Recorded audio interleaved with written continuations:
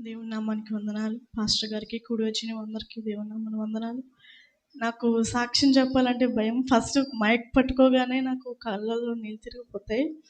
And నా జీవితంలో గొప్ప కార్యం చేశాడంటే నా భర్తను నాకు ఇచ్చాడు.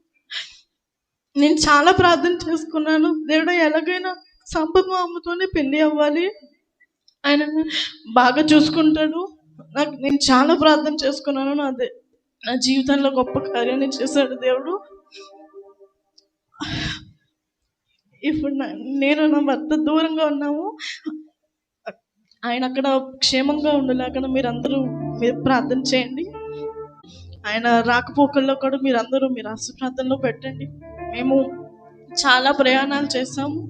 పెళ్ళైన దగ్గర నుంచి కూడా ప్రతి దాంట్లో ఆయన మాకు తోడే ఉన్నారు.